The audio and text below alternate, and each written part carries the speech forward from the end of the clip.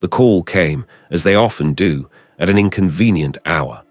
Not that there was ever a convenient time to be told someone had ceased to be, especially not when what remained was little more than a collection of sun-bleached calcium and dust. I was up anyway, meticulously arranging my collection of fossilized primate teeth by epoch, a habit the assistant I sometimes worked with found both fascinating and utterly baffling. "Dean, they found something up near Blackwood Ridge." The detective's voice crackled through my ancient landline, always a sign they were out in the field. "Skeletal, hikers. Looks like a fall, maybe. Rough terrain." "Rough is relative, detective," I muttered, already picturing the topography. Blackwood Ridge was a beast, all granite outcrops and unforgiving scrubland, prone to sudden, violent weather shifts. A fall wasn't just plausible, it was almost expected. Still, they wouldn't call me if it were that simple. Not yet, anyway. "Coordinates." He rattled them off. I jotted them down on a stray napkin, my mind already mapping the approach, the potential challenges. "I'll be there within the hour." The drive was long, the paved roads quickly giving way to gravel, then to little more than a rutted track that clawed its way up the mountain. The air grew thinner, cooler, smelling of pine and damp earth. When I finally parked my battered utility vehicle beside a cluster of official-looking vehicles, the sun was already a pale, watery disk struggling against a persistent haze. The wind, a biting, relentless presence, whipped at my jacket, tugging at the edges of my focus. A uniformed officer pointed me towards a section cordoned off with yellow tape, a bright, incongruous line against the muted greens and grays of the wilderness. The detective, a man whose patience I'd tested more times than I could count, stood hunched over, talking to a ranger whose face was etched with the kind of weary resignation common to those who dealt with the mountain's less fortunate visitors. "Dean, glad you could make it," the detective greeted, his voice flat. "Looks pretty cut and dry. A solo hiker probably lost their footing. Happens every season." I nodded, already stepping over the tape, my eyes scanning not just the immediate area, but the wider context. The ranger gestured vaguely towards a shallow depression in the rocky ground. "Found them about an hour ago. Been here a while, judging by the state of things." They were right about that. What lay before me was a partial skeleton, scattered by scavengers and the elements, but still largely cohesive. A femur here, a tibia there, a pelvis half buried in loose scree. The skull, a hollowed-out sentinel, stared blankly at the indifferent sky. The bone color, a uniform creamy white with darker patches where moisture had leached into the matrix, indicated significant post-mortem interval. Years, certainly. Maybe more. I knelt, pulling on my gloves, the rough granite cool against my knees. My gaze drifted from bone to bone, noting the general disarticulation, the signs of animal activity, nor marks on the ends of the long bones, consistent with smaller carnivores. All standard for an outdoor recovery, especially in this kind of remote, exposed environment. "Any identification on the person?" I asked, my voice softer than the wind. The detective shook his head. "No wallet, no ID, just some tattered remnants of clothing. Backpacks gone, probably scavenged or washed away." I spent the next hour working meticulously, mapping the scatter pattern, photographing each bone in situ, noting its orientation and relationship to its surroundings. I used my brush to clear away fine grit, revealing subtle textures, tiny clues. The prevailing theory, the hiking accident, felt like a comfortable blanket everyone was eager to pull over this case. And for a while, I almost agreed with it. The location, the dispersal, the lack of personal effects, it all pointed to a tragic misstep. But then I saw it. It was small, almost imperceptible to the untrained eye. A tiny fracture, clean and sharp, on the left mastoid process of the skull. Not a fracture caused by a fall or impact with jagged rock, which tended to be more stellate or depressed. This was different, almost surgical in its precision. I ran a gloved finger over the hairline crack, a prickle of unease crawling up my spine. A fall from a height might cause a catastrophic skull fracture, but this looked like a targeted strike. And it wasn't the only thing. It was a fragment of what appeared to be some kind of polymer, smooth and unnaturally uniform against the rough stone. Too small to identify definitively, but utterly out of place. It didn't belong to a backpack or a water bottle or any common hiking gear. My initial confidence, the almost dismissive certainty that this was just another unfortunate accident, began to fray at the edges. My gaze swept over the scene again, seeing it anew. The way the remains were scattered, yes, but also the odd angle of the skull, facing away from the assumed direction of the fall.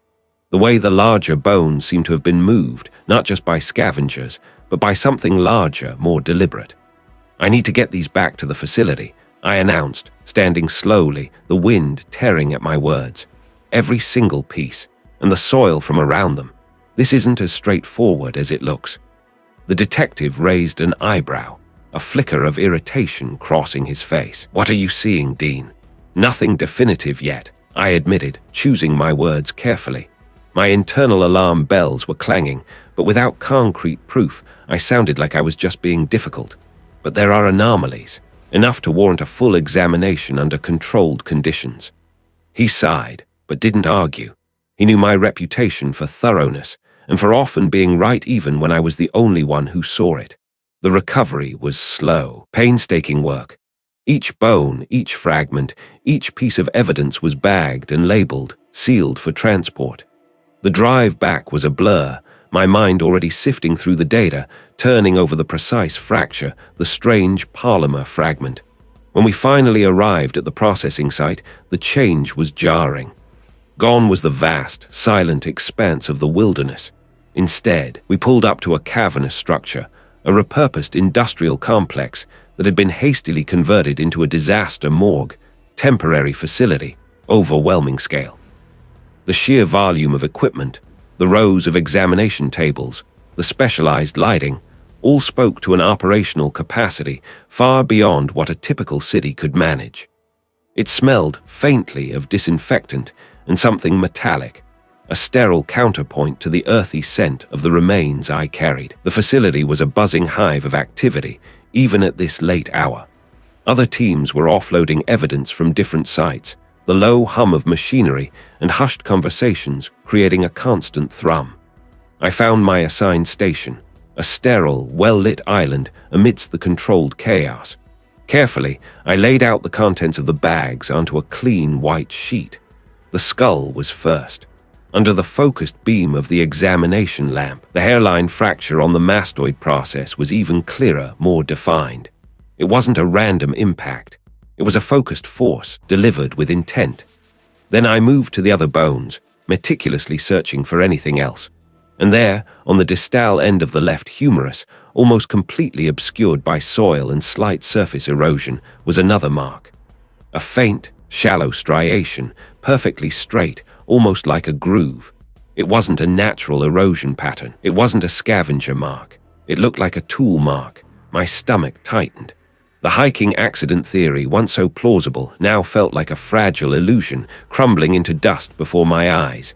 This wasn't a simple fall. This person hadn't just stumbled and died. They had been killed, and whoever had done it had gone to great lengths to make it look like nature's indifference. This wasn't just about a body. It was about a cover-up. And the precision of the marks, careful concealment, suggested a level of sophistication that unnerved me. I had a feeling this wasn't just a random act of violence. This felt bigger, much bigger, and I was just at the beginning. The sun dipped lower, casting long, distorted shadows across the uneven terrain as the last of the remains were carefully loaded. My muscles ached from the crouched posture and the intense focus, but my mind was already racing ahead, sifting through the mental catalogue of observations. The detective, his face grim in the fading light, gave me a curt nod. We drove back in near silence, the quiet punctuated only by the gravel crunching under the tires. My thoughts were a whirlwind of angles and possibilities. A hiking accident, the initial assessment, felt increasingly inadequate. There was a subtle wrongness to the scene, a feeling I'd learned to trust over years of sifting through the echoes of tragedy. It was well past midnight when we finally reached the designated processing center. The disaster morgue, temporary facility, overwhelming scale. The name itself was a stark reminder of its purpose. It wasn't the sterile, permanent kind of place I usually worked in. This was a massive, repurposed industrial warehouse, hastily converted to handle an influx of cases. The air inside hummed with the drone of ventilation systems and the low murmur of dozens of voices. Fluorescent lights, harsh and unforgiving, cast a sickly yellow glow over rows of stainless steel tables, each occupied by a different Sama tableau. The pervasive scent of disinfectant struggled to mask something deeper, more primal. The sheer scale was disorienting. Every available surface was piled with evidence bags, files, and equipment. Other specialists, their faces drawn with exhaustion, moved with a practiced Sama efficiency. I saw forensic odontologists hunched over dental charts, fingerprint analysts peering through magnifiers, and recovery specialists meticulously cleaning artifacts. It was a factory of sorrow, running around the clock. My assigned station was at the far end, somewhat isolated. I appreciated the relative quiet. My crates of evidence were already waiting, neatly stacked. I shed my field clothes, pulling on a fresh set of scrubs, my hands moving automatically. I laid out my tools: calipers, brushes, dental picks, magnifying lenses, and a powerful examination lamp. My first task was always to create order out of chaos, to establish my own small island of control amidst the overwhelming scale. I started with the larger bones, carefully unpacking them from their labeled bags. The skull came first, resting gently on a padded cradle. I began the meticulous process of cleaning away the clinging soil and organic matter, using soft brushes and a gentle stream of deionized water. As the bone slowly revealed itself, my earlier suspicions began to solidify. The initial report had suggested a fall, a tumble down a rocky incline. But as I cleaned the cranium, I found no widespread impact fractures consistent with such an event. Instead, there were very fine, radiating lines near the temporal bone, almost imperceptible without careful examination, originating from a small, depressed area. It wasn't a clean, broad impact. It was focused, my brow furrowed. Wait, that doesn't add up. A fall usually left a more diffuse pattern of trauma or a larger, more obvious point of impact if it was severe enough to be fatal. This was precise. I moved to the postcranial skeleton. Ribs, vertebrae, long bones. Each piece was handled with the reverence it deserved. On one of the larger arm bones, a faint but distinct pattern of striations became visible under the intense light. They weren't natural marks from decomposition or animal activity. They were too uniform, too deliberate. My heart gave a little hitch. This wasn't natural erosion. This was toolmark evidence, something sharp, something used with intent. The initial doubt I'd harbored, the thought that perhaps I was overthinking the wilderness site's nuances, evaporated. This was no accident. This was violence. My focus narrowed further. Identification. The remains were largely complete, but decomposition had taken its toll on soft tissues. Dental records would be key. I carefully cleaned the mandible and maxilla, examining each tooth. The dentition showed signs of good dental hygiene, but also some older, distinctive work. A gold inlay on a molar, a type of restoration not commonly seen in recent decades. It was a unique signature. I also noted a healed fracture on the left tibia, well set but visible, indicating an old injury, likely sustained years prior. These two details, the gold inlay and the old fracture, were my best bet for identification. They were specific enough to potentially match against existing records. I called over a colleague, a specialist in dental forensics, pointing out the gold inlay. "Have you seen anything like this recently?" I asked, keeping my voice low. "Not in a while, Dean," the colleague replied, leaning in. "That's an older technique. Good work, though, could be a solid lead." With the dental information logged and photographed, I started cross-referencing. The detective had provided me with a list of long-term missing persons from the region, specifically those who had vanished decades ago, as the skeletal development suggested an older individual. I filtered the list, looking for anyone with reported dental work or old injuries. My fingers flew across the keyboard, inputting the parameters into the database. The system word processing. After a few agonizing moments, a single name flashed across the screen. My breath caught in my throat. The name was a familiar one, notorious in local lore.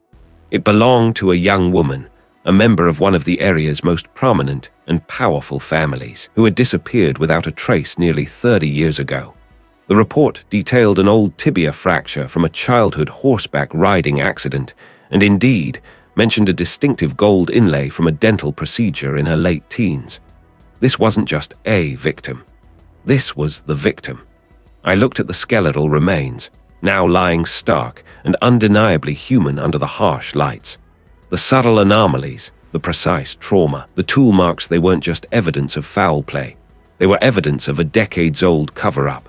A powerful family, a disappearance, and now my findings. I had just walked into something far bigger, far uglier than a simple wilderness recovery. This wasn't just a case. It was a legacy of injustice, and I had just pulled the thread. The tension in the vast, temporary facility suddenly felt focused entirely on my small, brightly lit corner. I knew, with an unsettling clarity, that this discovery wouldn't be welcomed by everyone. Not by a long shot. The screen glowed, a stark contrast to the muted hum of the vast, temporary facility surrounding me. I was deep within the disaster morgue, temporary facility, overwhelming scale of it all. Rows of identical workstations stretched into the distance, each occupied by a colleague hunched over their own grim puzzle. The air, despite industrial-grade filtration, carried a faint, clinical scent that never quite dissipated. My world, however, had shrunk to the glowing rectangle before me, cycling through archived missing persons reports. My fingers flew across the keyboard, inputting the detailed dental characteristics I'd meticulously documented from the remains. The victim's age, estimated decades ago, meant I was sifting through digital dust. Old newspaper clippings scanned into databases, handwritten police reports converted to searchable text. It was a slow, painstaking process, each entry a life abruptly truncated, a family left with a gaping void. I filtered the list further, narrowing it down to individuals who had vanished between 40 and 50 years ago. Then, a flicker. A name jumped out from the digital noise. Sarah Jenkins. Disappeared 43 years ago, almost to the day. The dental records provided by the detective, scanned from Sarah's childhood medical files, were a near-perfect match. A distinct diastema between the two upper central incisors, a specific pattern of wear on the molars, even a minor chip on a canine that mirrored the one I'd noted. My breath hitched. It was too close to be coincidence. My gut clenched, a mix of triumph and dread. I had a name. I leaned back, the cheap plastic chair groaning in protest. Sarah Jenkins. The name felt heavy on my tongue, a ghost given form. This wasn't just a set of bones anymore. It was a person. And this person hadn't just died in a hiking accident. My earlier findings, the subtle fracture patterns, the specific way the remains were scattered, not consistent with animal scavenging alone, flashed through my mind. I dove deeper, pulling up every available piece of information on Sarah Jenkins. The articles painted a picture of a vibrant young woman, a local beauty, from a well-respected, though not wealthy, family. Her disappearance had been a sensation, dominating local headlines for months. The official conclusion, after an extensive but fruitless search, had been that she'd likely wandered off the trail, gotten lost, and succumbed to the elements. A tragic accident. But then I saw it, buried in a faded digital scan of an old newspaper column. A brief mention, almost an aside, about the generous reward offered by the Caldwell family for any information leading to Sarah's recovery. The Caldwells, the most prominent family in the region, their name etched into every public building, every charity drive, every piece of prime real estate. They owned vast tracts of land, timber mills, and had held political sway for generations. Their influence was an unspoken law around here. Wait a minute, I murmured to myself, leaning closer to the screen. Why would the Caldwells be so involved in the disappearance of a girl from a modest background? A reward, yes, but the article implied a deeper connection, almost a personal stake. It felt unusual.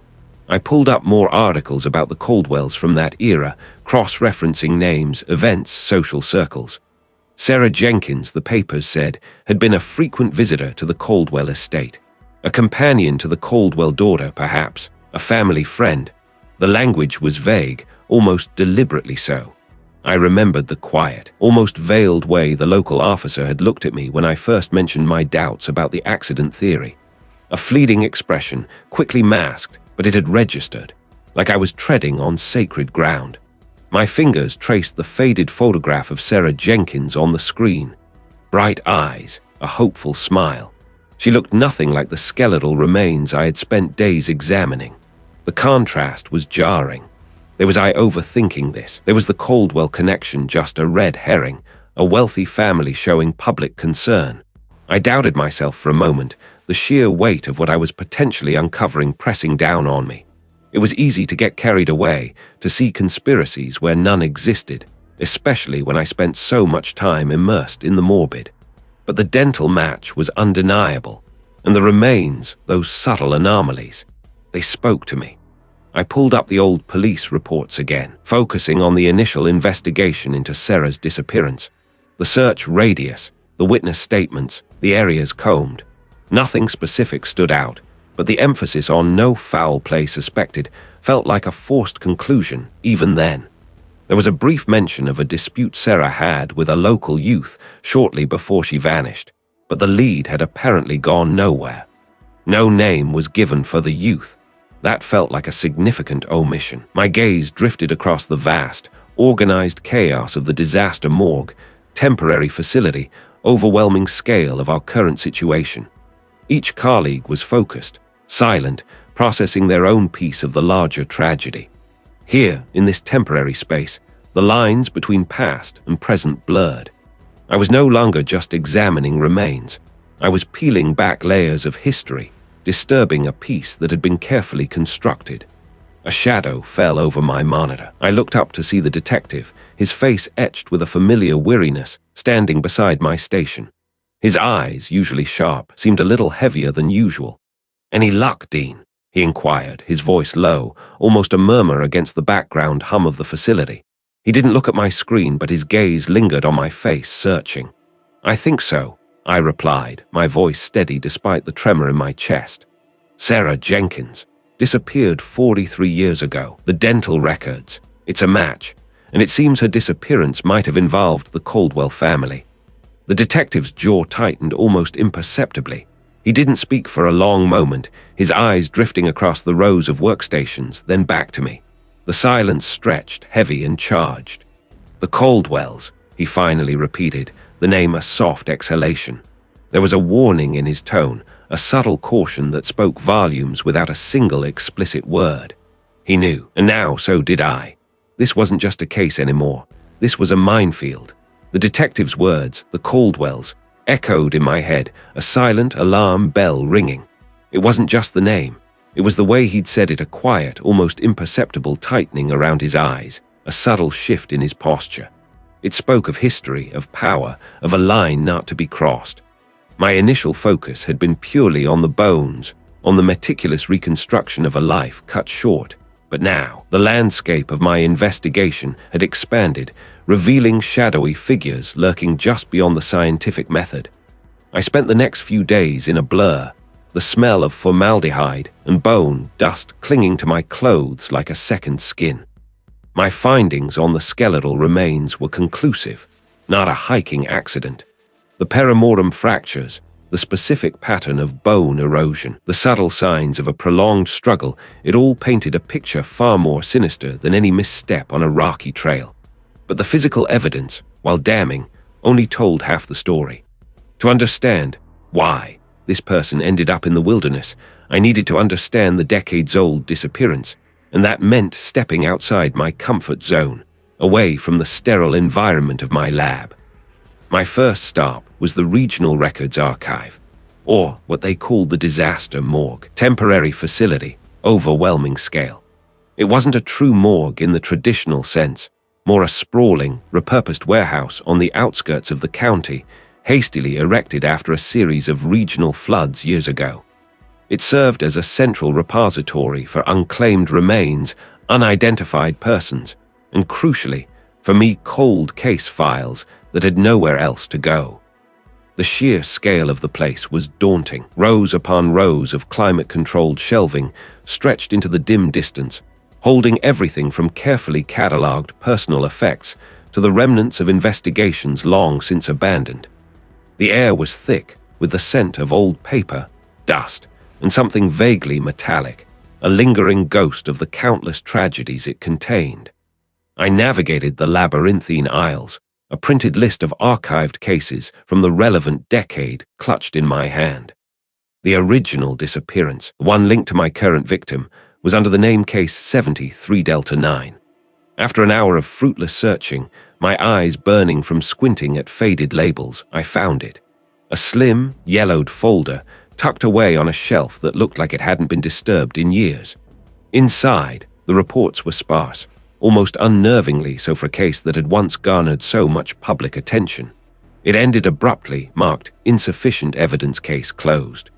No follow-up, further leads documented. It felt incomplete, too neat. You looking for something specific, son? I jumped, startled. A voice, raspy with age, had materialized from behind a stack of overflowing boxes. A man, his back hunched, was slowly pushing a cart laden with more folders. He wore a faded, stained smock, and a pair of thick-lensed glasses perched precariously on his nose. He looked like he'd been part of the furniture here since the facility opened. Yes, actually, I replied, holding up the folder. Case 73 Delta 9. I'm Dean, forensic anthropologist. I'm revisiting some older cases. He squinted at the folder, then at me. 73 Delta 9, huh? That's an old one, remember that, the missing person. He paused, the emphasis on missing person subtle, but I caught it.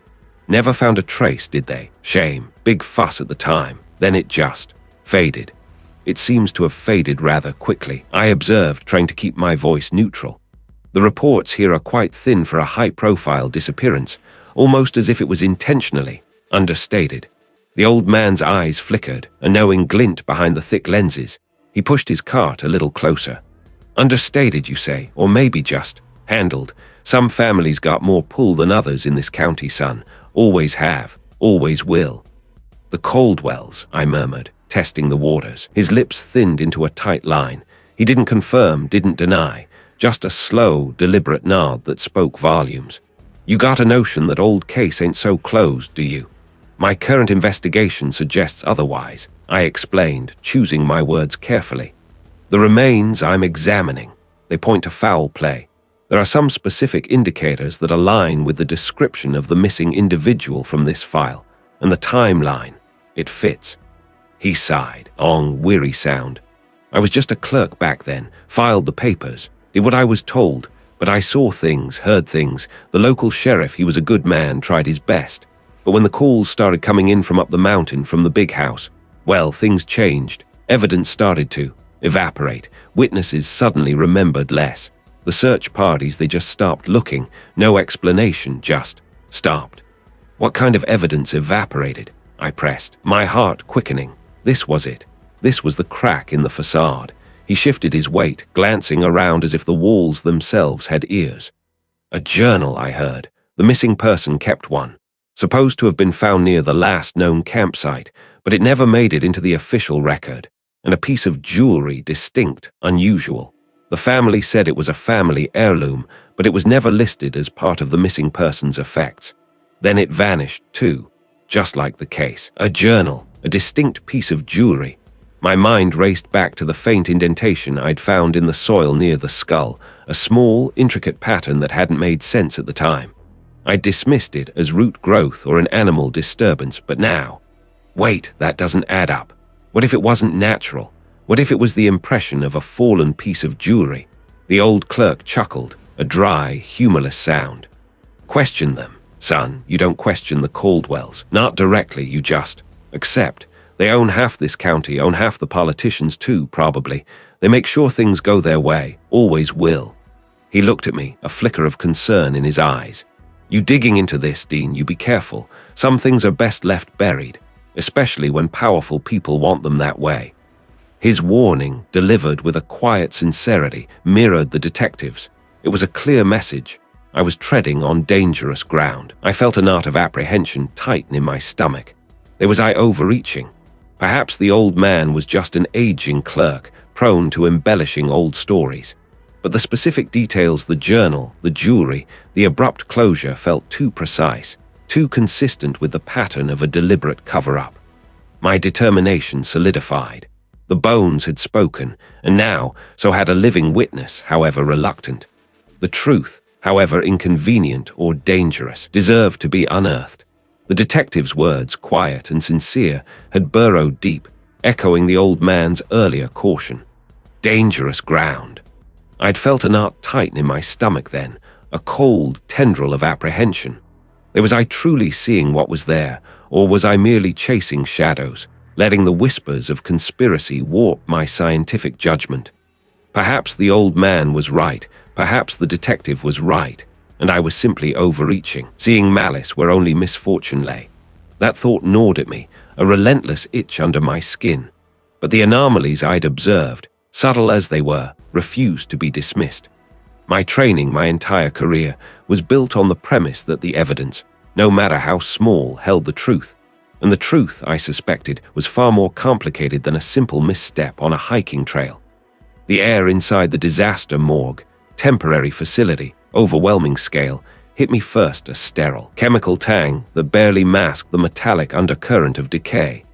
It was a cavernous space, a hastily repurposed warehouse, its high ceilings crisscrossed with temporary lighting rigs and ventilation ducts that hummed incessantly. Rows upon rows of stainless steel tables stretched into the distance, each occupied, each a silent testament to tragedy. The sheer volume of work, the quiet, focused energy of the various teams moving between tables was a stark reminder of the gravity of the situation that necessitated such a facility. It was a place designed for triage, for rapid processing, not for the meticulous, time-consuming work I was about to embark on. I navigated the labyrinthine aisles, a wave of professional detachment washing over me, a necessary shield against the overwhelming scale of loss. Eventually, I located the section assigned to our incident. The remains, now catalogued and secured, were laid out on a clean white sheet, the bone fragments carefully arranged. The primary forensic pathologist, a weary-looking woman with kind eyes and a no-nonsense demeanor, greeted me with a brief nod. "Still looking for something we missed, Dean?" he questioned, his voice low, almost lost in the ambient hum. "Just a second pass," I replied, forcing a smile that felt thin. "Sometimes a fresh pair of eyes, you know." He nodded again, a flicker of understanding in his gaze. "Take your time. We're all stretched thin, but the evidence speaks loudest." Her words were a quiet encouragement, a subtle validation. I pulled on a fresh pair of gloves, the latex snapping against my wrists, and leaned over the table. The skeletal remains, meticulously cleaned of most superficial debris, still held secrets. I began my examination methodically, starting with the skull, moving down to the vertebrae, the ribs, the long bones. I used a handheld magnifying glass, then a small brush, gently sweeping over surfaces, looking for anything that seemed out of place.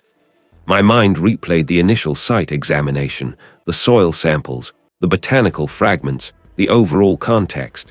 The initial assessment had been swift, a fall, perhaps compounded by exposure. The fractures were consistent with impact, the scattering of remains indicative of animal activity. But I couldn't shake the feeling that something was off. The way the remains were deposited, yes, but also the subtle signs of weathering on certain surfaces compared to others, almost as if they hadn't been exposed to the elements for the entire duration. My fingers traced a faint discoloration on the inner surface of a tibia, a slight staining that had been dismissed as common mineral deposition. Under the magnification, however, I noticed tiny, almost imperceptible specks embedded within the discoloration. Not the granular soil from the wilderness site. This was finer, almost like a very specific kind of clay, and it had a faint, unusual reddish hue. I carefully scraped a microscopic sample into a sterile vial. Then I moved to the pelvic bone. There, nestled deep within a small, fractured crevice, I found it. A minute fragment of plant matter. It was dried, brittle, and almost camouflaged by the bone itself. But it wasn't the coarse, resinous needle of a pine or the broad leaf of a deciduous tree common to the discovery site. This was something else entirely. It had a delicate, almost fern-like structure, but the pigmentation, a faded, earthy green, was distinct. I knew the flora of that wilderness area like the back of my hand. This wasn't from there. My breath hitched. Wait, that doesn't add up. The trace of reddish, clay-like material, now this botanical anomaly. If these remains had been exposed solely at the wilderness site, how could these foreign elements be so deeply embedded, so intimately associated with the bone? They weren't just surface contaminants. They felt like primary indicators, relics from a previous environment. I meticulously collected the plant fragment, placing it in another sterile vial. My mind raced, sifting through botanical classifications, geological maps, local ecologies, that reddish clay. It reminded me of a specific type of soil, rich in iron oxides, found in old, disturbed earth, not the sandy loam of the wilderness trail. The reveal/discovery hit me with the force of a physical blow. The plant fragment, with its unique morphology and faded green, was unmistakably a species of marsh fern. Not a common variety, but one known to thrive in specific, damp, boggy environments entirely absent from the elevated, rocky terrain where the remains were found, and the reddish, clay-like material. It was strikingly similar to the soil composition found around the old, abandoned peat bogs and disused industrial drainage ponds just outside the main town, miles from the wilderness trail. These remains hadn't simply been lying in the wilderness since the time of death. They had been somewhere else first. Somewhere wet, somewhere with that specific iron-rich soil, somewhere with marsh ferns. They had been moved. This wasn't an overreach. This was evidence, irrefutable. The victim hadn't just hiked into the woods and fallen. They had been in a completely different environment, likely for a significant period, before their remains were deposited at the wilderness site. This wasn't an accident. This was a cover-up. My hand trembled slightly as I sealed the last vial. The quiet hum of the disaster morgue, temporary facility, overwhelming scale, suddenly felt less like background noise and more like a low, menacing growl. The detective's warning about dangerous ground echoed again, but this time, it felt less like a caution and more like a prophecy. I was no longer just an anthropologist examining bones. I was a threat, peeling back layers of a meticulously constructed deception. And the people who built that deception wouldn't take kindly to their work being undone. The air in the disaster morgue, temporary facility, overwhelming scale, was a constant, low thrum. It wasn't just the ventilation system, though that contributed a steady drone, but the collective hum of fluorescent lights, the muffled movements of others at their stations, and the quiet, almost reverent focus that permeated the vast space. The facility itself felt like a cavern carved out of necessity, row after row of steel tables stretching into the hazy distance, each one a silent testament to a life abruptly ended. The metallic tang of disinfectant never quite masked the underlying scent of decay, a faint, persistent reminder of the work at hand. I found it both profoundly disturbing and singularly focused, a place where the clamor of the outside world faded, leaving only the stark reality of bone and history. I leaned closer to the table, the bright overhead lights reflecting off the bleached bone. My breath misted slightly on the clear plastic shield I wore, a necessary barrier in this environment. The remains, now mostly free of the tenacious forest detritus, lay before me, a puzzle waiting to be solved. My fingers, encased in fresh latex, traced the delicate ridges of a lumbar vertebra, then moved up to the thoracic cage. I was looking for anything, any whisper the bone might offer that contradicted the official narrative of a simple fall. The initial report, a quick summary from the local authority, had been dismissive. Likely a hiking accident, it stated almost casually.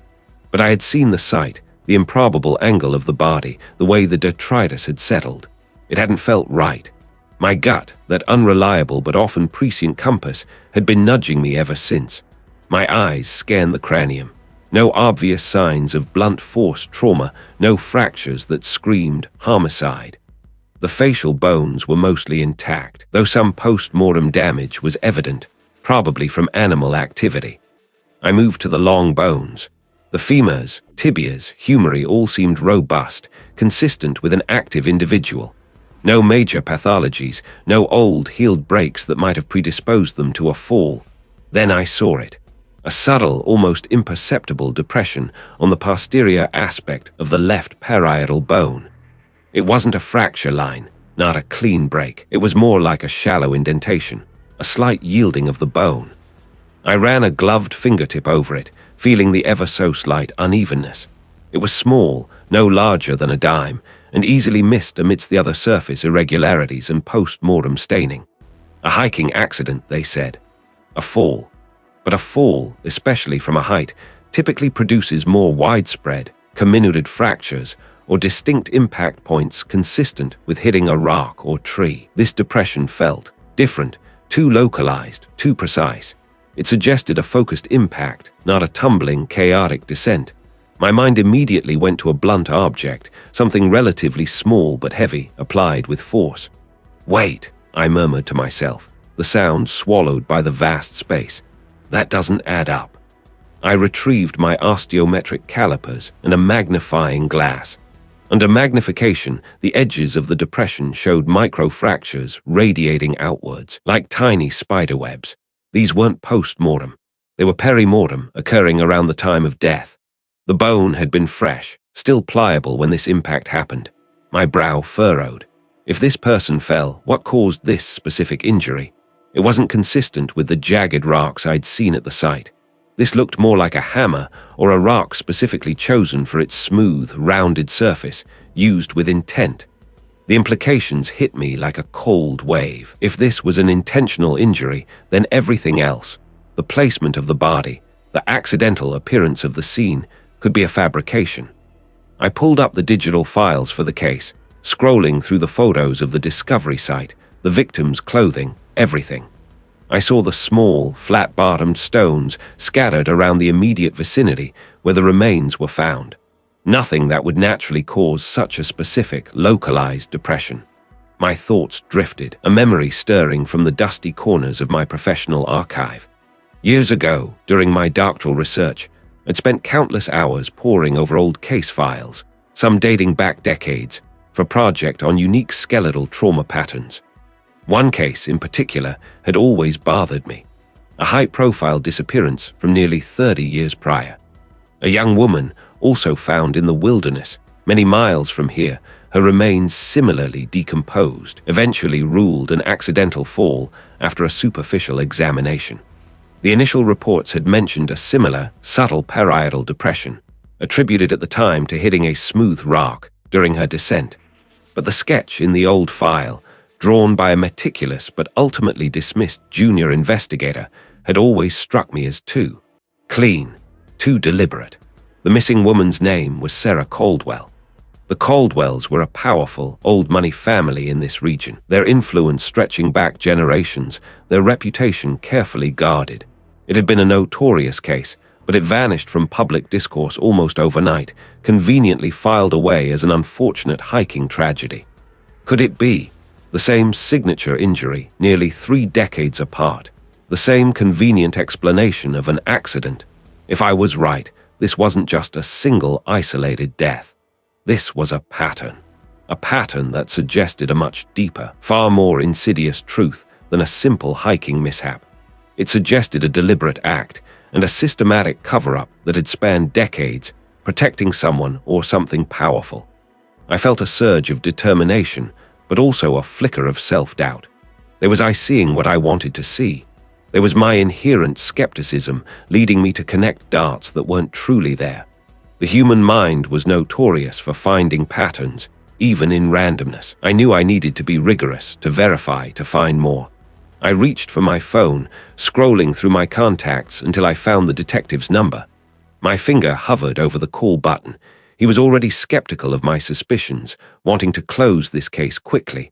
I hesitated. No, not yet. I needed more than a subtle depression. I needed incontrovertible proof. This wasn't just about this one set of remains anymore. If I was going to push back against that kind of power, I needed to be absolutely certain.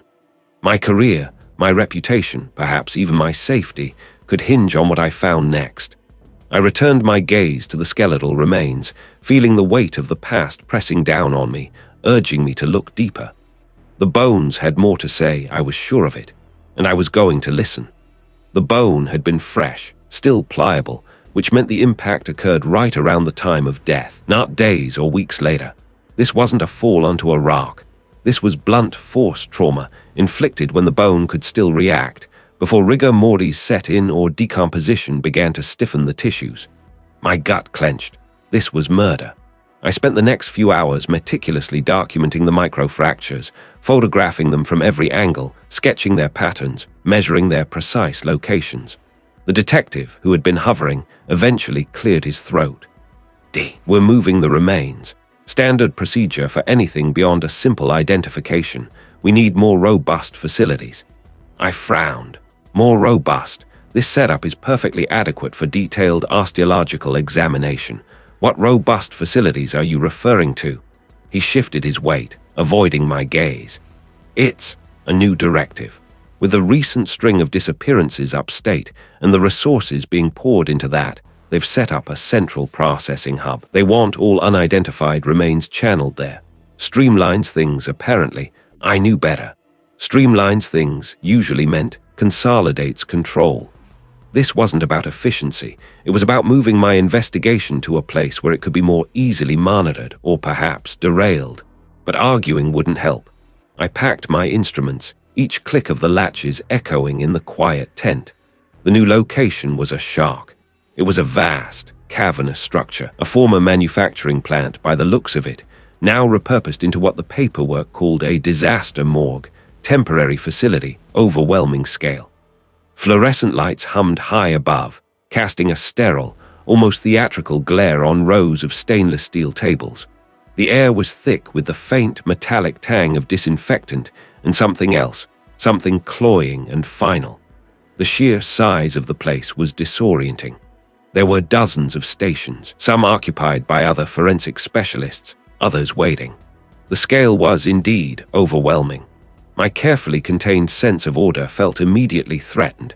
My remains, my victim, as I'd come to think of them, were assigned to a station near the back wall, almost hidden from the main thoroughfare. It felt deliberate. I set up my equipment again, the familiar weight of my tools a small comfort in this sprawling, impersonal space. I continued my examination, focusing on the cranium, tracing the subtle, almost imperceptible lines of the perimortem fractures. A shadow fell over my work. I looked up to see a woman standing opposite my table. He was impeccably dressed, her tailored suit a stark contrast to the utilitarian surroundings. Her eyes were cool, appraising. "Mr. Dean, I presume." "I am." I didn't offer my name. "My name isn't important. I represent the family of the missing person. They've been waiting for decades for closure. This sudden development has been quite a shock."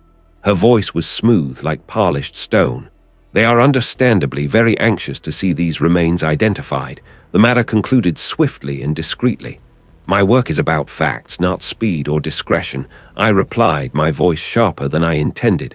"And I follow the evidence wherever it leads." She smiled, a thin, humorless curve of her lips. "Of course, but facts can be interpreted, and sometimes interpretations can cause unnecessary complications for everyone involved." Her gaze flickered to the detective, who was suddenly very interested in a distant wall. "The family is very influential in this county, Mr. Dean. They value their privacy and their reputation." The implication hung in the air, heavy and unspoken. This wasn't a suggestion. It was a veiled threat. I knew then that my initial suspicions about the streamlining were right. They wanted me here to keep an eye on me, to lean on me. "I understand," I said, meeting her gaze, "and I value accuracy." She held my stare for a moment longer, then gave a slight, almost imperceptible nod and turned away, her heels clicking softly on the concrete floor as she walked towards the detective, who suddenly found his feet moving in her direction. I tried to refocus on the cranium, but the encounter had rattled me. The pressure was real. They weren't just watching, they were actively trying to influence the outcome. Could I truly trust the detective, or had he already been compromised? The thought gnawed at me. I decided to shift my focus. The cranium was important, but what else could tell a story? I moved to the post-cranial remains. The bones were mostly intact, but the years in the wilderness had taken their toll. As I cleaned a section of the right tibia, something caught my eye. A faint, almost faded tattoo. It was small, crudely drawn, depicting a stylized bird, a swallow, I thought. This wasn't mentioned in any of the initial reports. It was too faint to have been easily visible to an untrained eye, but under my specialized lighting, it was undeniably there. A tattoo. A unique identifier. I photographed it immediately. This was a detail that could link the remains to someone specific, beyond dental records or general age estimations. Later that afternoon, needing a break from the controlled chaos of the facility, I stepped outside for some air. The vast parking lot was mostly empty, save for a few official vehicles. I was leaning against a concrete pillar, trying to clear my head, when a cleaning supervisor, a man I'd seen pushing a large cart inside, approached me hesitantly. He was older, his uniform a little too big, eyes darting around nervously. "Excuse me, Mr. Dean," he whispered, his voice raspy. I turned. "Yes, I heard about the remains, the ones you're working on." He wrung his hands. "The bird, the swallow, you found it, didn't you?" My breath hitched. "How do you know about that?" He looked over his shoulder as if expecting someone to materialize out of thin air. "I used to work for the family, decades ago, before all the trouble. There was a kitchen hand. He had that tattoo. Said he got it in port when he was just a kid before he got tied up with them. He disappeared same time as the other one." My mind raced. "The other one," he swallowed hard. "The one everyone looked for, the one they blamed the wilderness for. But this boy, he vanished too. No one looked for him, he just ceased to exist. They said he ran off, but he wouldn't have, not without telling his sister. She loved that tattoo. She drew it for him. Do you know where his sister is?" I pressed, my heart pounding. This was it, a fearful one. He shook his head. "Last I heard, she moved away, changed her name, too scared to stay. But she worked at the local diner for a while, down by the old bridge. Said she needed to keep an eye on things just in case." "An eye on what?" He just shivered, rubbing his arms. "On the family, on what they did. He was a good kid, that boy, and he wasn't alone. Another one, even younger, disappeared a few years before him. Always around the family estate, always quiet, always just gone." My head spun. 2 additional disappearances linked to the powerful family, never officially investigated, written off as runaways. And a fearful witness who knew about the tattoo. This wasn't just about one victim. This was a pattern. A deeper, darker current running beneath the placid surface of this community. The official story about the high-profile disappearance, the one that had been accepted for decades, suddenly didn't just have holes. It was a sieve. And the family's sudden, aggressive interest in my work, it didn't add up to simple concern for closure. It added up to a cover-up. My initial confidence wavered for a second.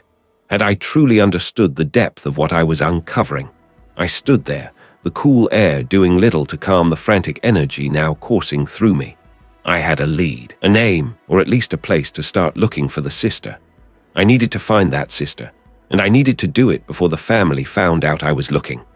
The hum of the fluorescent lights in the disaster morgue, temporary facility, overwhelming scale, usually grated on my nerves.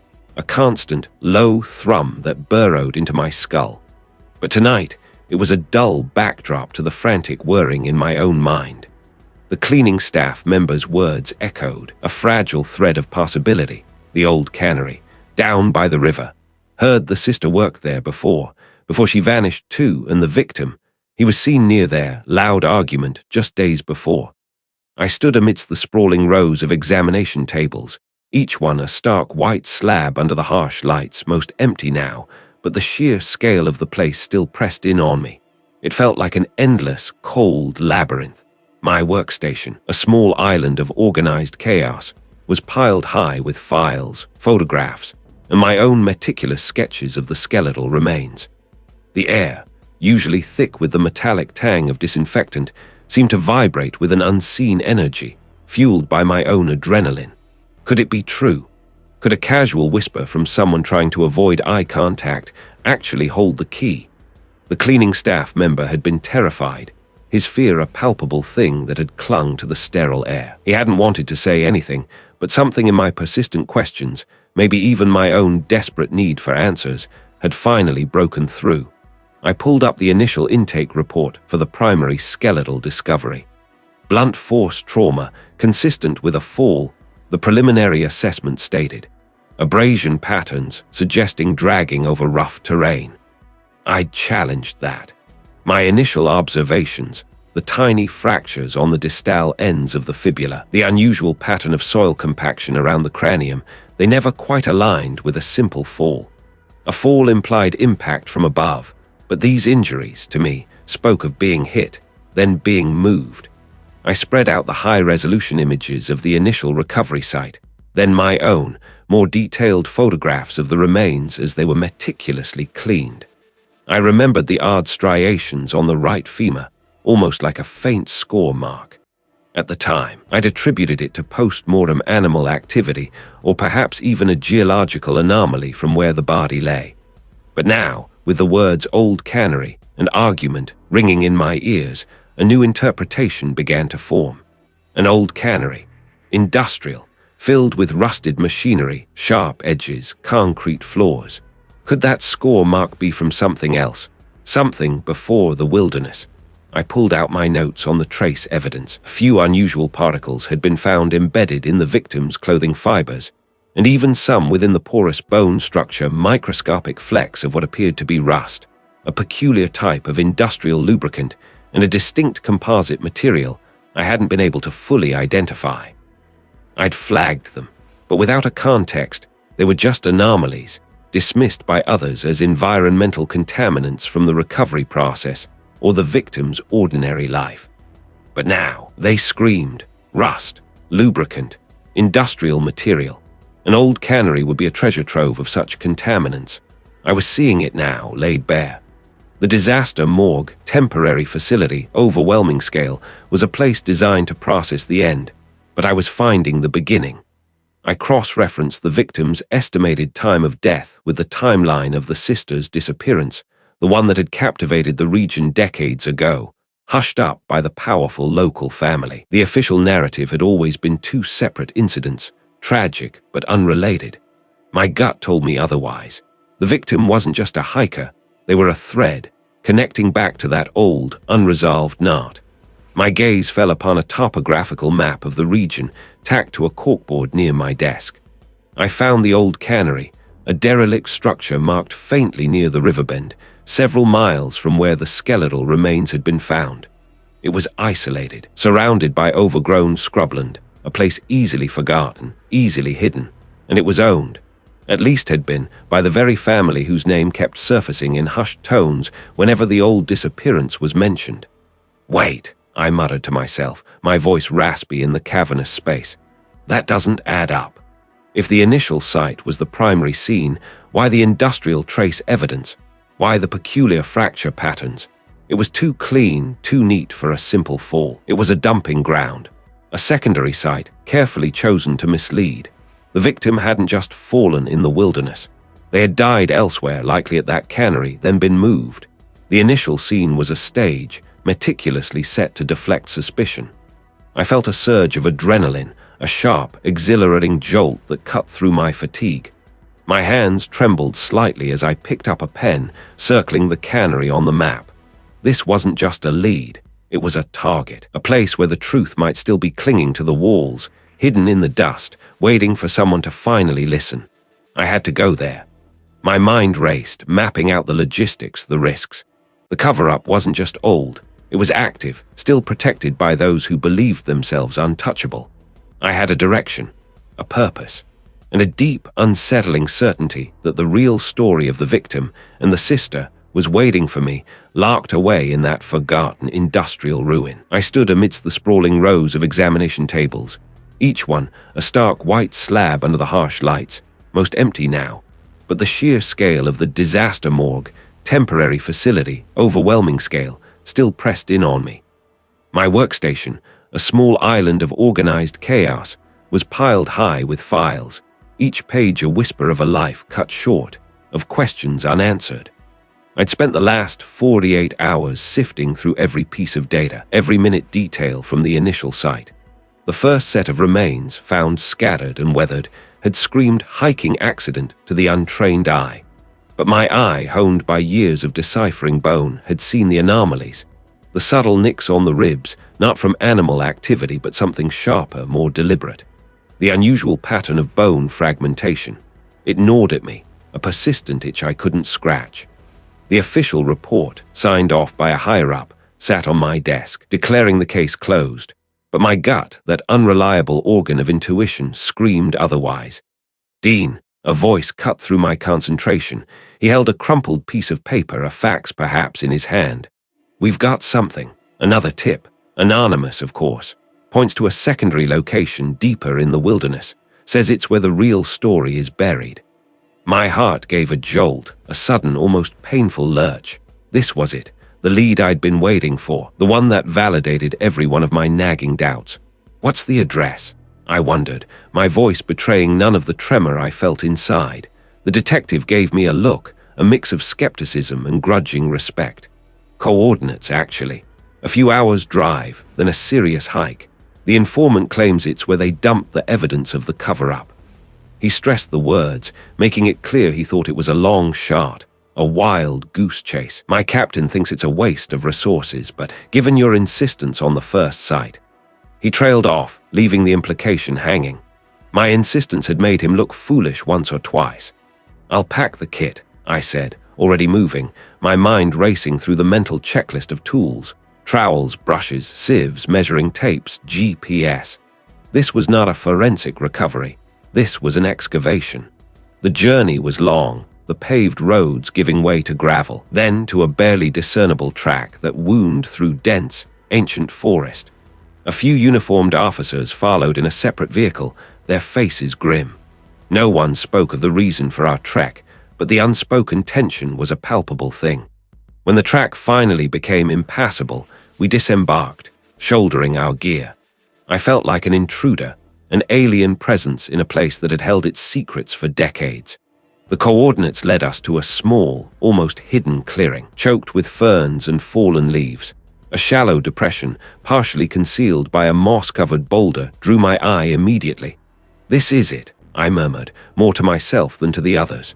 The detective peered skeptically at the unremarkable patch of ground. "Looks like nothing to me, Dean."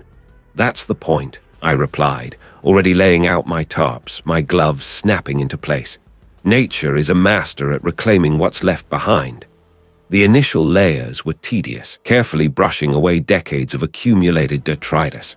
The ground was rocky, the soil thin, making every scrape of the trowel a deliberate effort. The officers, initially standing by, were put to work clearing larger branches and maintaining a perimeter. Hours passed. The sun began its slow descent, painting the western sky in hues of bruised purple and orange. My back ached, my knees were stiff, but my focus remained absolute. A laser beam trained on the earth beneath my hands. Then the first anomaly. Not bone, not artifact, but a change in the soil texture. A distinct difference in compaction, a subtle discoloration. It was faint, almost imperceptible, but my trained eye caught it. Someone had disturbed this earth before. My heart quickened.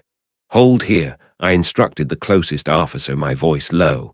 I switched to a smaller brush, sweeping away the finely sifted earth. A glint of unnatural color caught the fading light. A piece of fabric, synthetic, a startling splash of electric blue. It was not the muted browns and greens of natural fibers, nor the faded denim of a hiker's clothing. This was something industrial, something out of place in the wilderness. I continued, meticulously expanding the excavation. The fabric led to more. A larger piece, partially preserved, wrapped around something hard. My fingers, calloused but sensitive, probed gently. It felt like metal. Not just any metal, but something manufactured with a distinct curvature. "Wait, that doesn't add up," I muttered, mostly to myself. If this was a secondary dump site for the victim, why this? Why something so out of place? My initial theories, already tenuous, began to fray at the edges. Had I been wrong? There was this another dead end, another wild goose chase, just as the captain had predicted. Had I let my own bias, my desire to prove foul play, lead me astray? I pushed the doubt aside. Fabric, the metal, they were here. They were evidence of something.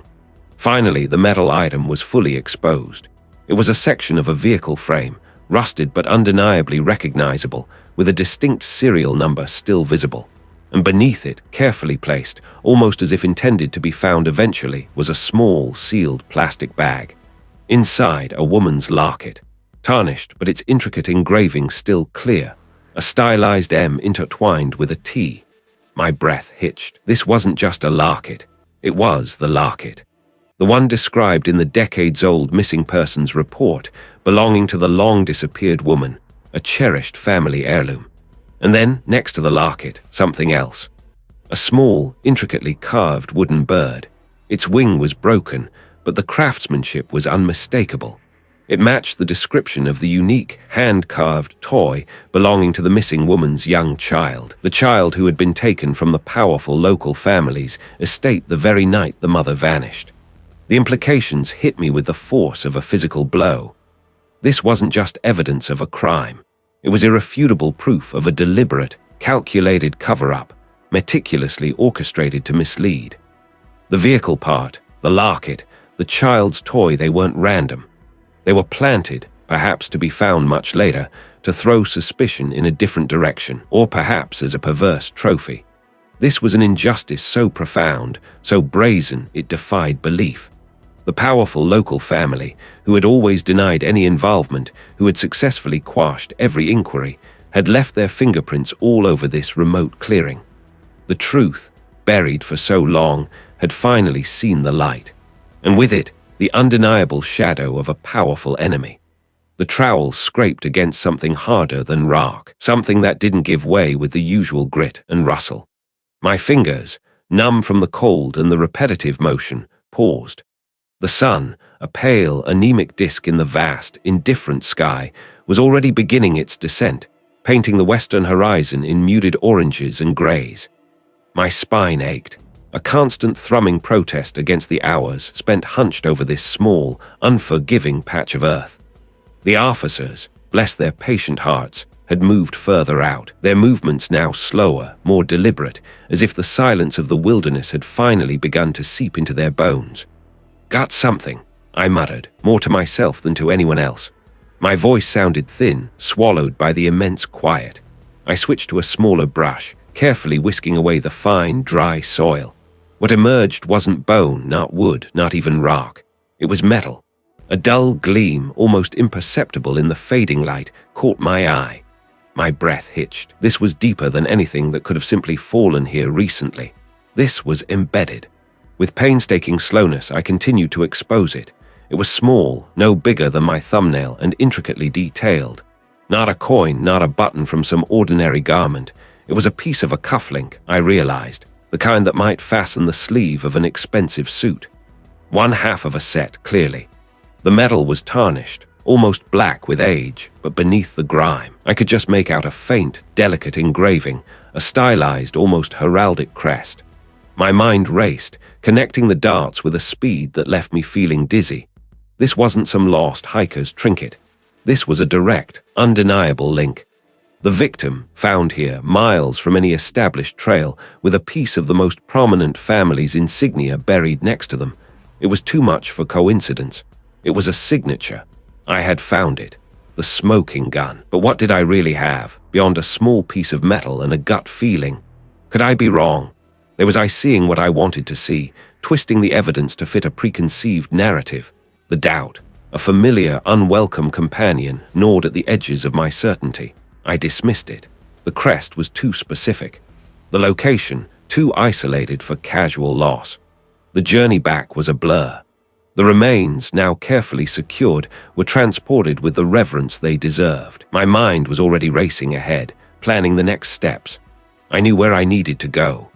The disaster morgue, temporary facility, overwhelming scale, was a jarring contrast to the quiet wilderness. It wasn't a morgue in the traditional sense, but a vast, repurposed warehouse, stark and brightly lit, filled with rows upon rows of stainless steel tables, each occupied. The sheer volume of cases, of lives reduced to numbered tags and forensic samples, was overwhelming. The air hummed with the low thrum of ventilation systems, the soft click of cameras, and the hushed, efficient movements of the technicians and specialists who worked tirelessly within its confines. It smelled of antiseptic and something indefinably metallic, a scent that clung to the back of my throat. I navigated the labyrinthine aisles, the constant movement of others a dull, drone against the frantic activity in my own head. My focus narrowed to a single table, the one assigned to the remains from the wilderness site. The officer who had accompanied me offered a sympathetic nod, then retreated to assist with other incoming cases. I was alone with my thoughts and the growing weight of what I knew. Under the harsh, fluorescent lights, I began my meticulous work. I had already identified the skeletal features consistent with the missing person's known characteristics, the unique dental work, a healed fracture in the fibula, a specific cranial suture pattern. Now, with the cufflink fragment secured in a sterile container, I needed to re-examine everything. I carefully laid out the victim's remaining personal effects, such as they were. A few fragments of aged fabric, a sturdy but now brittle leather belt, the remains of a hiking boot. Nothing that remotely matched the elegant, expensive metal of the cufflink. It was a stark juxtaposition. A hiker, dressed for the rugged outdoors, found with a piece of formal wear from a powerful, influential family. Then the weight that doesn't add up moment hit me with the force of a physical blow. I had been so focused on the cufflink as perpetrator evidence, a dropped item. But what if it wasn't? What if it was victim evidence? I remembered the initial reports, the family's denials, their swift efforts to label the disappearance as a runaway, or later, a tragic hiking accident. They had painted a picture of a troubled individual prone to reckless behavior. But the victim had been from a modest background.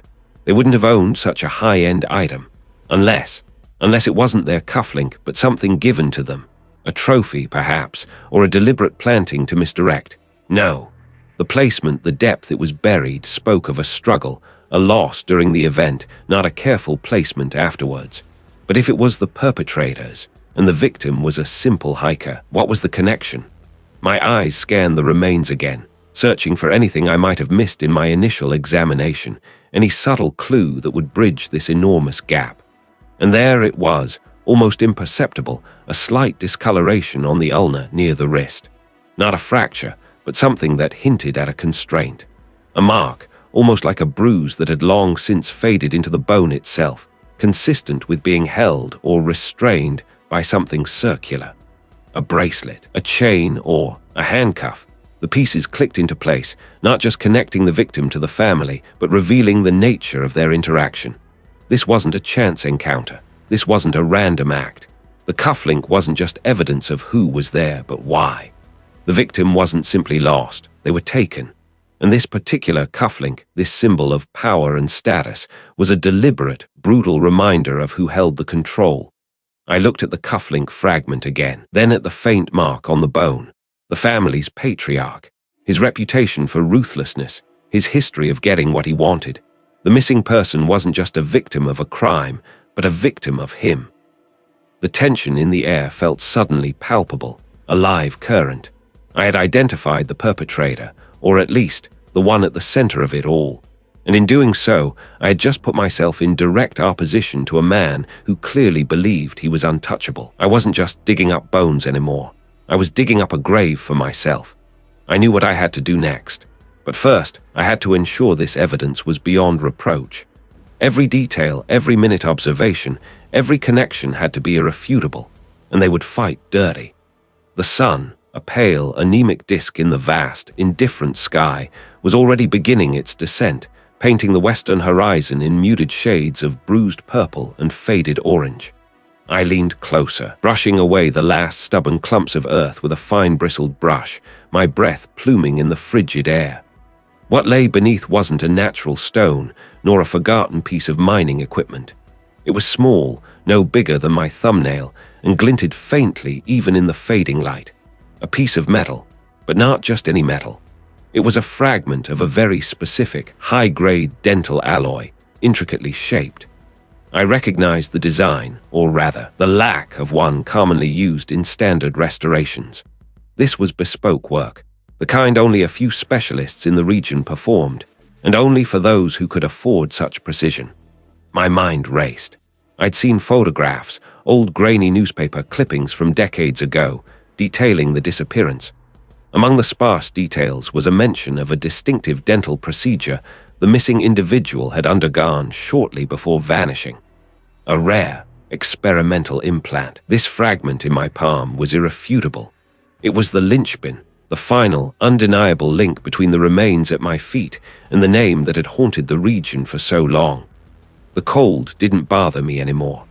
I carefully documented the find, photographed it from every angle, and then, with gloved hands, placed it in a sterile evidence bag. The quiet of the wilderness felt different now, no longer just indifferent, but holding a breath, anticipating the storm I was about to unleash. The next few days were a blur of meticulous documentation, careful transportation of the remains, and a frantic compilation of my findings. I worked with a single-minded intensity, fueled by coffee and the knowledge that every detail mattered. Every anomaly, every subtle fracture, every misplaced bone fragment from the initial excavation, every shred of evidence that contradicted the hiking accident narrative was now woven into a damning tapestry. My destination was the disaster morgue, temporary facility, overwhelming scale, set up in what used to be a sprawling industrial complex on the outskirts of the nearest town. The air inside hummed with the noise of portable generators, filtration systems, and the low murmur of dozens of voices. Rows of temporary workstations, separated by sterile drapes, stretched out like an endless maze. Each station held the carefully organized effects and remains of another life, another tragedy. The sheer volume of processing, the methodical, Sama choreography of the forensic teams was a stark reminder of the larger crises this facility was designed to handle. But for me, today, it was the crucible where a decades-old injustice would finally be forged into undeniable fact. I had requested a specific meeting, bypassing several layers of bureaucratic red tape, leveraging the sheer impossibility of the original accident theory. The lead detective, a stoic woman with eyes that had seen too much, was there, along with a high-ranking local official who looked distinctly uncomfortable, and a representative from the district prosecutor's office, a sharp-suited individual whose gaze was already calculating the political fallout. They sat around a makeshift table, fluorescent lights reflecting off its utilitarian surface. My compiled evidence was laid out before them: high-resolution photographs, detailed skeletal diagrams, soil analysis reports, the carefully bagged fragment of dental alloy. "Gentlemen, detective," I began, my voice steady, betraying none of the internal tremors that always accompanied these high-stakes presentations. For years, the official narrative surrounding the disappearance of the young heir to the local lumber dynasty was that of a tragic hiking accident. I'm here to tell you that narrative is a fabrication, a deliberate, carefully orchestrated cover-up. I projected the first image onto a screen, a close-up of the initial burial site, showing the unnatural positioning of the remains. The victim was not found at the base of a fall, as initially reported. The remains were carefully placed, almost staged, at a shallow depth. There was no evidence of impact trauma consistent with a significant fall.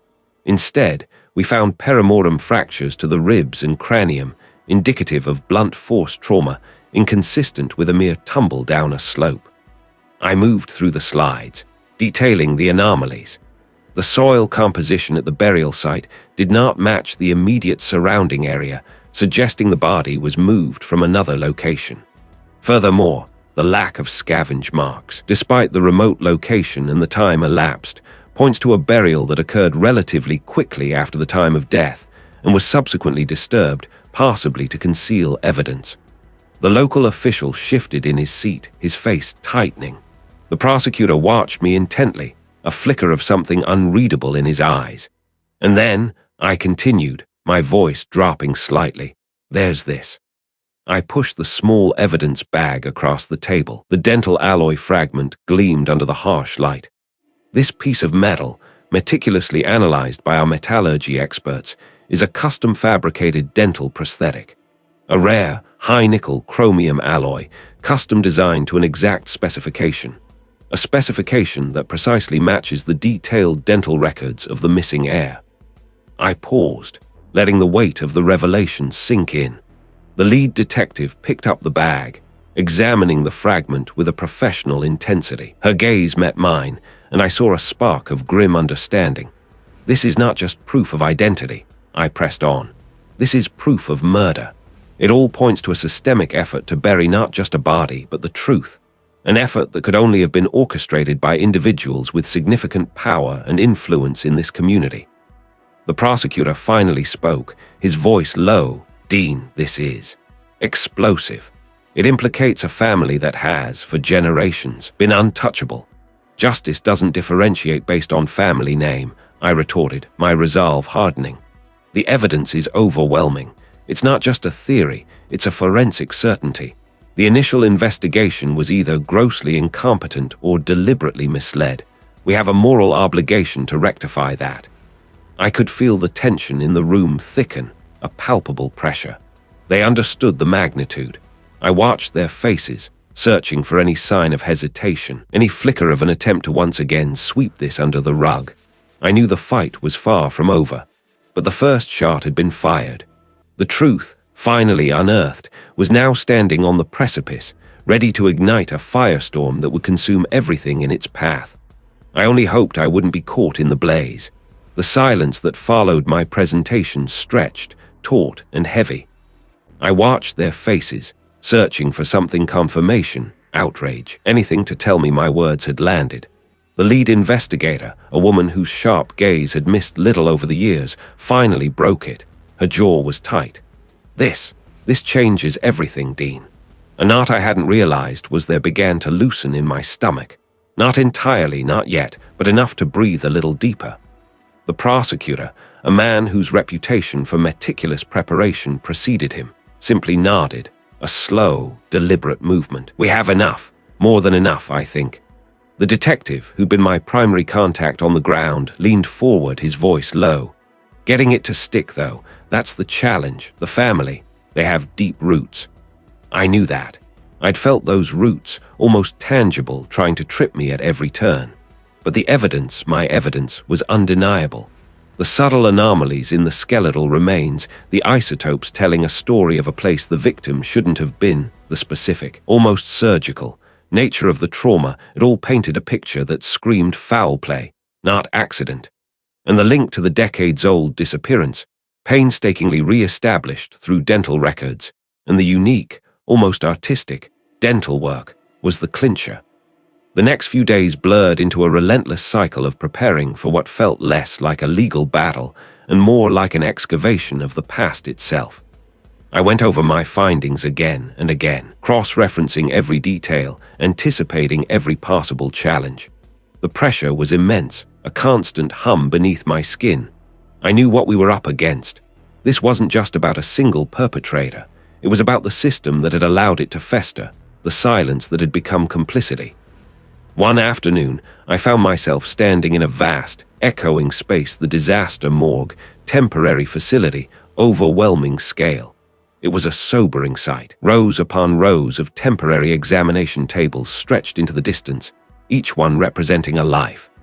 My original case, the remains from the wilderness, had opened a door, not just to one injustice, but to a pattern. The collective efforts, spurred by my initial findings, had led to the re-examination of other unsolved disappearances in the region, cases that had been quietly filed away, dismissed as runaways or unfortunate accidents. Here, under the stark industrial lighting, I saw the true weight of what we were confronting. The additional remains, some still in body bags awaiting processing, others carefully laid out, were a testament to the sheer, horrifying extent of the cover-up.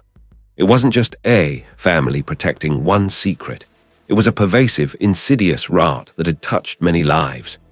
My initial victim was just the thread that unraveled the whole ugly tapestry. A technician, his face grim, pointed to a new set of dental x-rays on a light box. We found another one, Dean. Same unique molar restoration. Different individual, different time period, but it was the weight that doesn't add up moment, amplified 100-fold. This wasn't a singular act of desperation. This was a pattern. The precision, the signature, it was the same. This revelation solidified everything. It meant the cover-up was even deeper, more entrenched than I had initially dared to imagine. It was no longer just about justice for one, but for many. The air in the facility felt heavy with unspoken stories, the vastness of the space emphasizing the overwhelming scale of the human tragedy.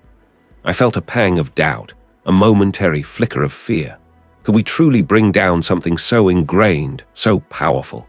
But then I looked at the X-rays, at the silent evidence, and the determination hardened within me. We had to try, for all of them. The event arrived a week later, not in a grand courtroom, but in a secured chamber within a municipal building, far from the public eye, at least initially. The perpetrator, a man whose family name was synonymous with power and philanthropy in the region, sat across from us. He was impeccably dressed, his posture rigid, a veneer of controlled disdain on his face. He had arrived with his legal team, a phalanx of expensive suits. The prosecutor began, calmly laying out the case, piece by meticulous piece. My own testimony followed, detailing the forensic evidence, the anomalies, the isotopes, the dental work that linked the skeletal remains from the wilderness to the decades-old disappearance, and crucially, the new patterns identified at the disaster morgue, linking more victims. I spoke with a clarity I rarely found outside my lab, each word weighted with the truth I had painstakingly unearthed. I watched the perpetrator's face, searching for a crack in his composure. For a long time, there was nothing but that same controlled disdain. The sheer scale of the complicity began to emerge, a network of favors and threats that had kept the truth buried for generations. The temperature in the room seemed to drop. The perpetrator's face, once impassive, began to show the faintest tremor around his jaw. He glanced at his legal team, then back at us. The air thickened with unspoken accusations.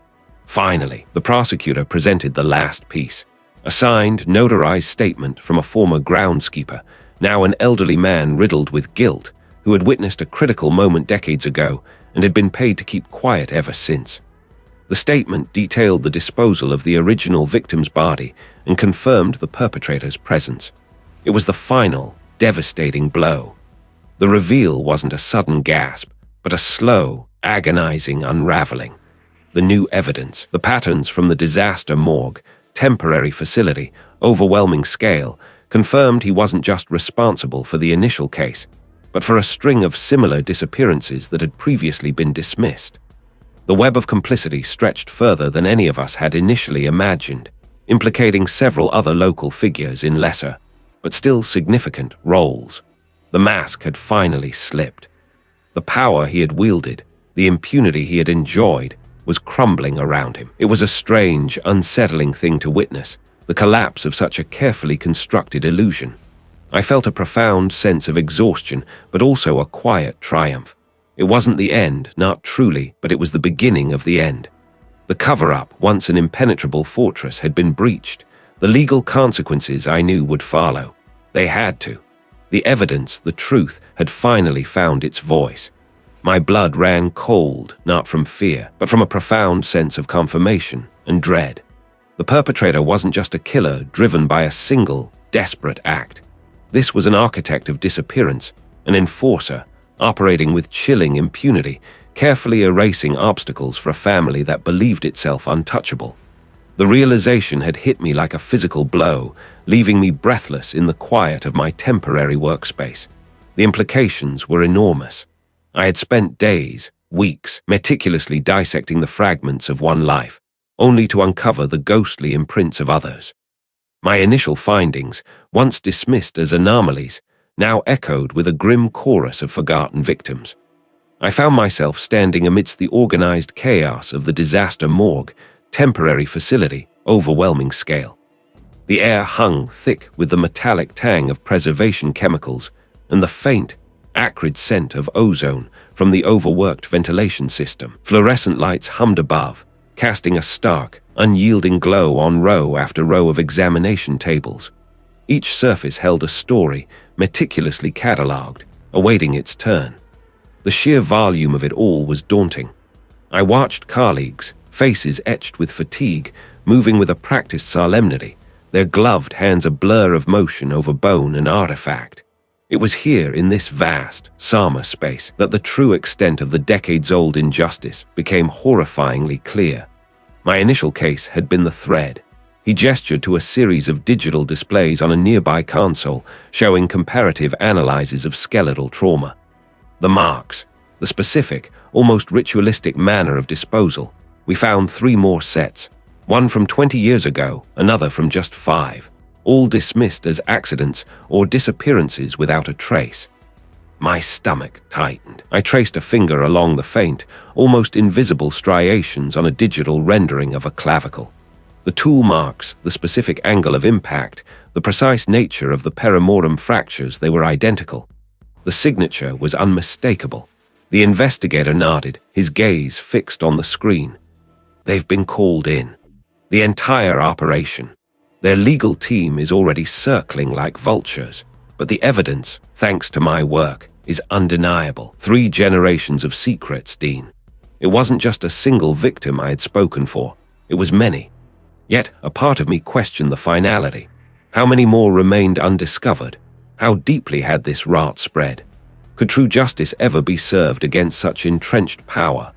For a moment, I doubted the impact of my meticulous craft, wondering if the scales of justice could ever truly balance against decades of systemic corruption. But then I looked around the disaster morgue, at the silent evidence awaiting its voice, and I knew I couldn't stop. Later, I stood by a large window, looking out at the grey, indifferent sky. The facility hummed around me, a constant reminder of the fragility of life and the persistence of human cruelty. The powerful local family, once revered, was now exposed, their name dragged through the mud of their own making. The decades-old disappearance, once a haunting local legend, was now a solved crime, its perpetrator revealed. The resolution, while satisfying on a professional level, left a bitter aftertaste. Justice, in this case, felt less like a swift, decisive blow and more like the slow, agonizing peeling back of layers, revealing ugliness beneath ugliness. The tension hadn't vanished. It had merely shifted. I ran a hand over my stubbled chin, feeling the fatigue deep in my bones. It had challenged my career, threatened my existence, and pushed my meticulous nature to its absolute limits. But it had also affirmed something crucial. The silent voices of the dead demand to be heard.